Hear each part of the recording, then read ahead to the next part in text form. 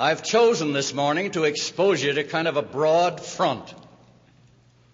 We could take some one little corner and develop it fully. I've chosen to do the other thing this morning, and I bring you a question. What are you going to make of your life? And I wish I could have the genius to address that to each one of you. And sometimes you wonder just what you're going to make, and you think you're playing against the odds. I want to lay a little premise for the things that I want to say, and I start out with Scripture from 2 Corinthians. He which soweth sparingly shall reap also sparingly. And he which soweth bountifully shall reap also bountifully. And you in your youth and your health and your aspiration are determining these days whether you will sow sparingly or bountifully. The glorious privilege of being in a university opens the door to you. I was impressed with what a day can mean. For the last 3 weeks I've been confined, and in that confinement I've been reading. We get so little time to read, and I read A Way of Life by Sir William Osler, one of the great men of the world. And he said, after he had been exposed to college training, he had the good fortune to read a line from Thomas Carlyle. And he said all of his life was shaped in the reading. And I quote him, "Our main business is not to see what lies dimly at a distance, but to do what lies clearly at hand." That's a commonplace sentiment, he said. But Carlyle said it in a way that struck me and stuck with me, and enabled me to utilize to the full the single talent God had entrusted to me. That's the humble remark of one of the great men of the world. Now, if you don't mind, I'd like to lay as a premise 2 great thoughts. Your life this morning is sacredly yours. It's never been lived before, and nobody else can ever live it. And only you can set the bounds.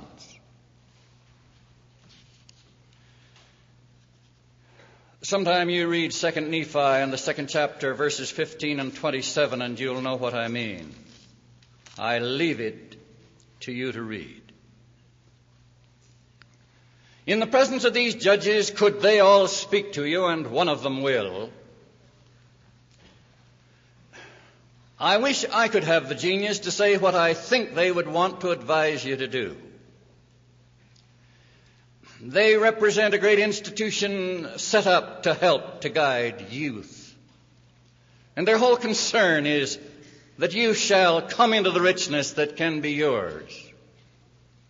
In the last issue of Collier's, and I mean the last issue because it was discontinued after it, there's a striking article in it, 18 million teenagers can't be wrong.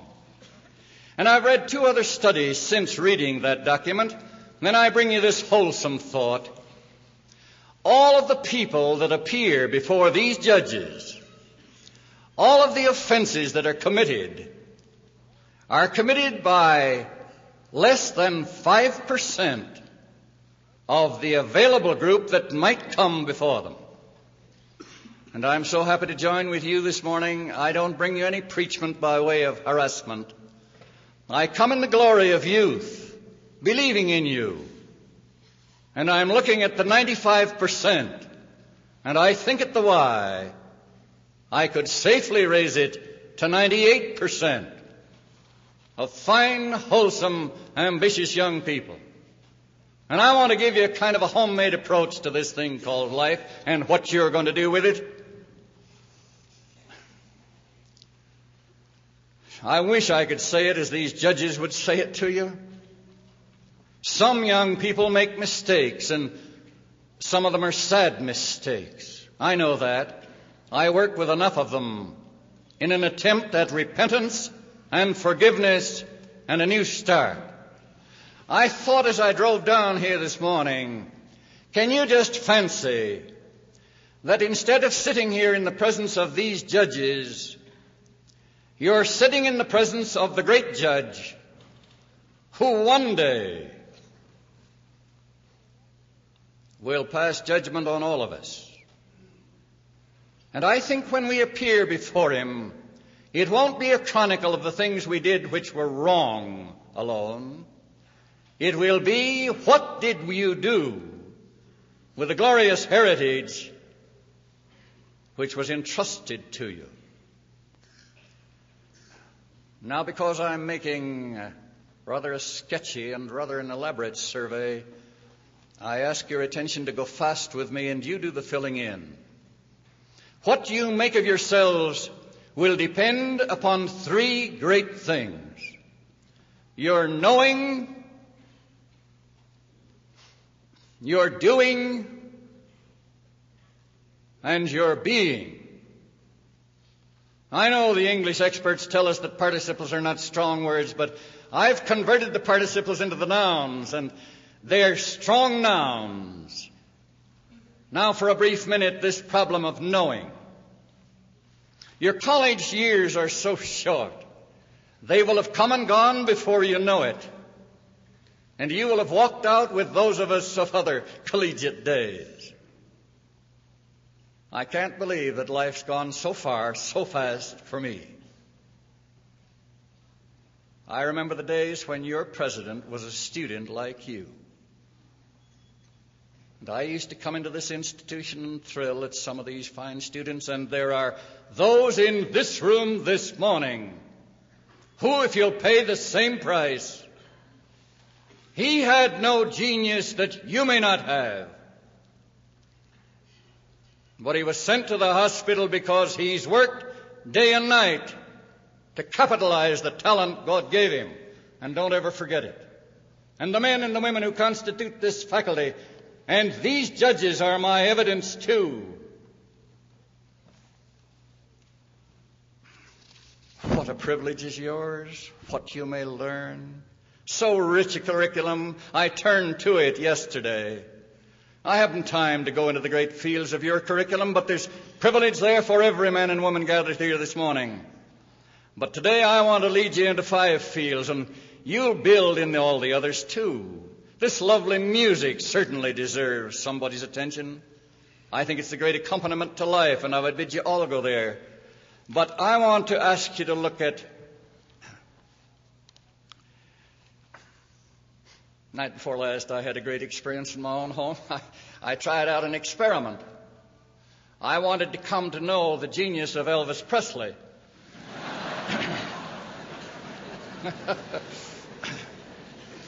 I'm getting too old to rock and roll, but thank the Lord I can still listen. But then on the heels of Elvis Presley, I put on La Boheme. And I listened to that glorious music, some of the most wonderful that's ever been given to the world. And if you want to try an interesting experiment, try Elvis for 5 minutes, and then try La Boheme for 5 minutes, and I'll leave it to you.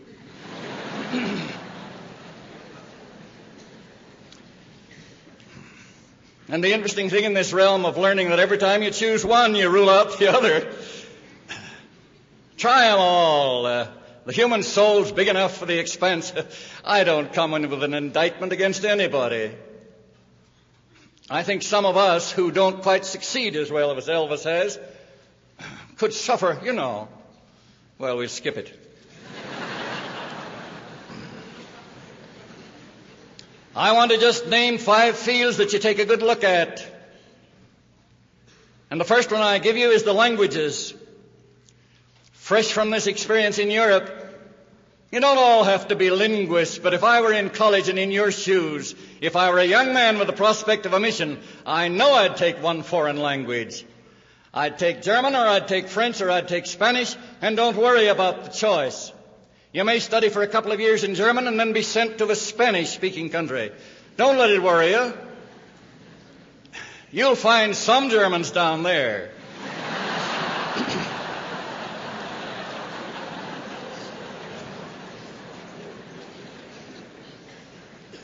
But what's more important, that the 2 years that you spent in your German will help you in the Spanish. I had to qualify in French and German, and for that I've always been so grateful. It came back a little. I had so much fun. I'd talk half English and half German, and my interpreter never knew which way I was going.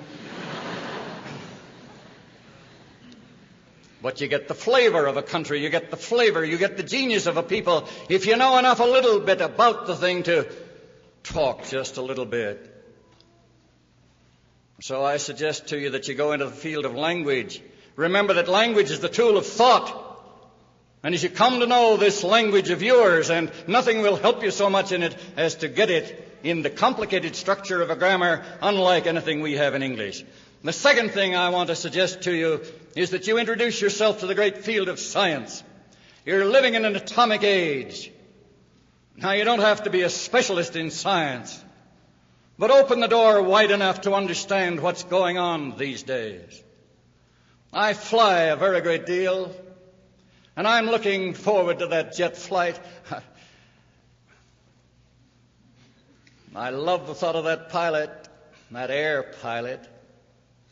He came back to visit us a little while back as we flew home from New York. I thought we were doing pretty well, 400 miles an hour, and he said, "This is nothing." He says, "I'm living for the day when I'll fly a jet and leave New York, 3,000 miles to San Francisco, 3 hours change of time. I want to be able to leave New York and reach San Francisco before I leave."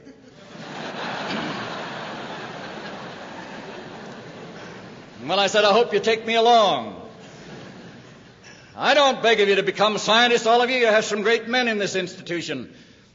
Expose yourself long enough to get the point of view. I offer you a third field. Turn to the great fields of history and geography. Take a tip from President Jensen. I ask him how he can do it. He looks as young as when I first knew him. I think it's history that's done it for him. He's learned that we live such a little short strip, in the great endless spell of time.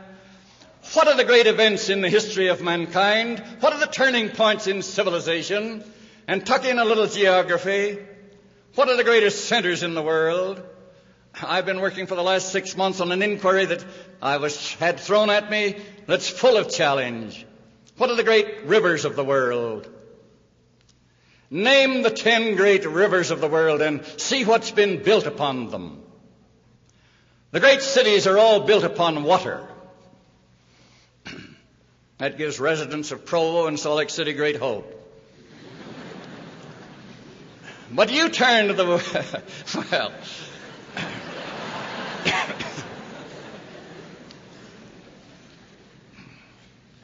I ask you to look into a fourth field, my own field of yesteryear, the field of literature. I'd be ungrateful if I didn't make reference to the 2 great years of my life in that field. For in 2 years, I was led into, and I caught fire with 4 great poets, Chaucer and Shakespeare and Milton and Dante. And the companion prose writers that we were led into those 2 years were Matthew Arnold and Ruskin and Carlyle and Emerson. And I've never been the same since. I don't know what your great favorites will be. Try naming.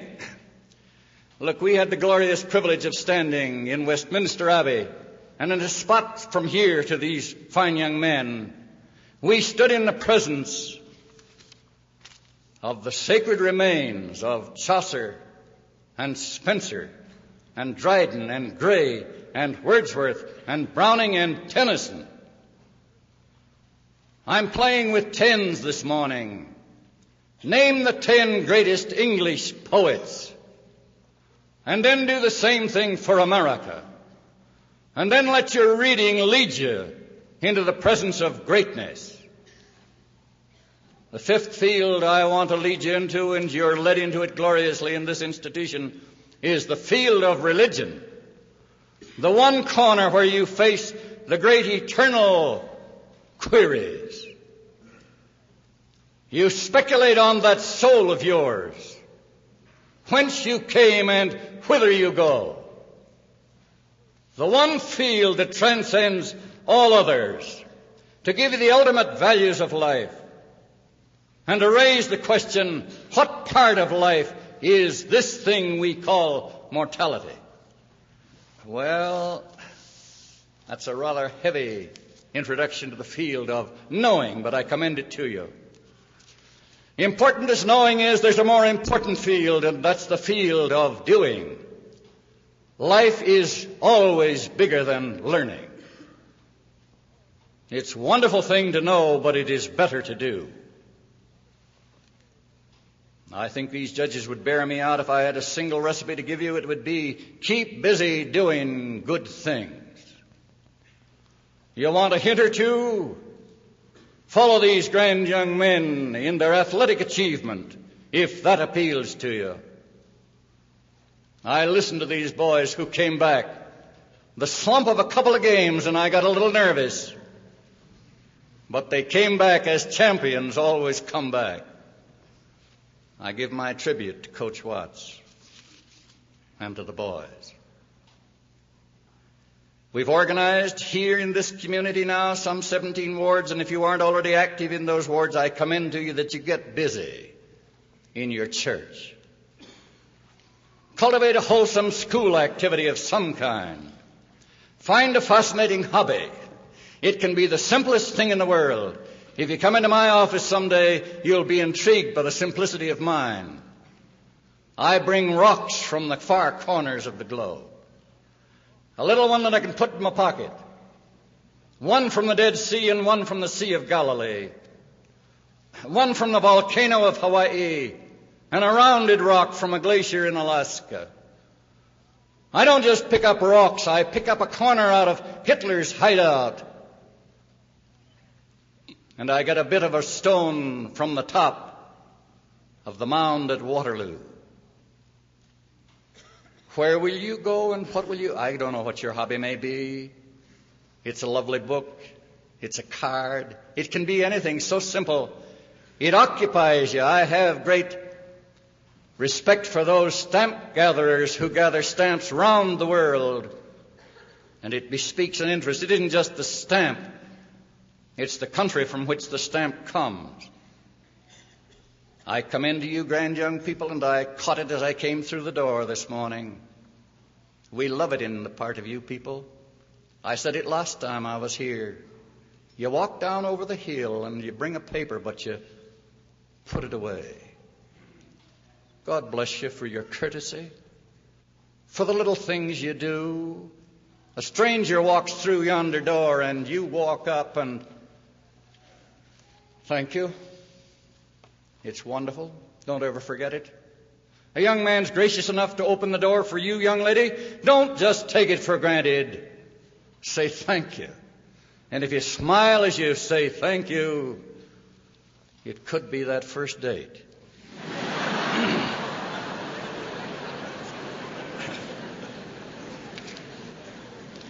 There's so... well...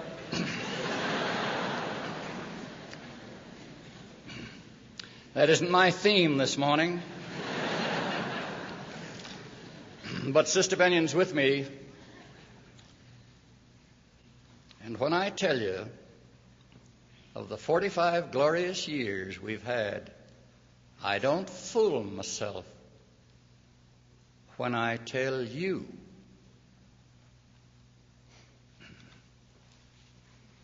You're smart enough. You listen to Elvis. I don't have to spell out the details. I've said enough. But it isn't enough to go into this field of knowing and doing. You go into the field of believing, and I'll do this so briefly that you'll have to catch it on the fly. I want to leave you a little homemade recipe, borrowing, if I may, the function of a judge. And if I miss the essentials, I hope my successor will correct and amplify and make clear. Fortunately, you're not left. You're not children anymore. You're young men and women. You know, and fortunately, you have the greatest monitor in the world, your conscience. And nobody in this student body will go astray because of ignorance.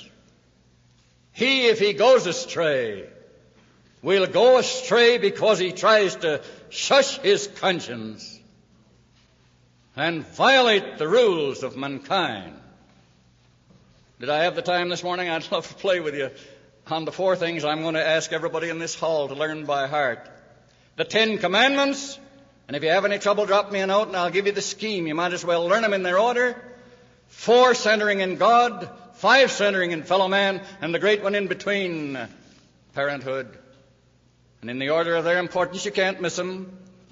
And so I commend to you the 10 Commandments to know by heart. I give you the Beatitudes, and again split them in 2. The first 4 individual, the last 4 social, psychologically interpreted, tremendous. And the third great document is your own Articles of Faith, which again you can learn in their order. And if you'll add to those 3, the 4th great guarantee to health, the word of wisdom, you don't have to look for things to do. Now, as I close, I give you my simple little homemade recipe, and I'm going to talk to you as if you were sons and daughters of mine.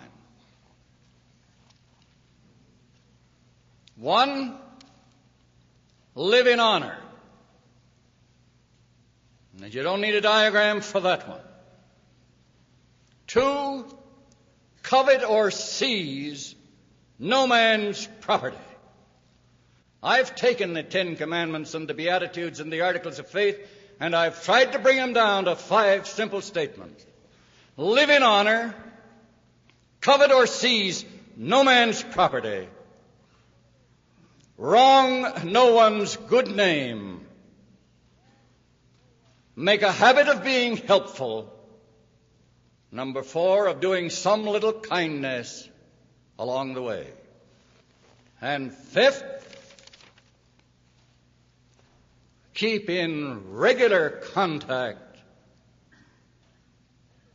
with your Maker. What will you make of your life?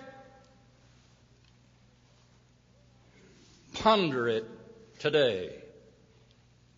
And God bless you to realize your dreams. Thank you. You're wonderful.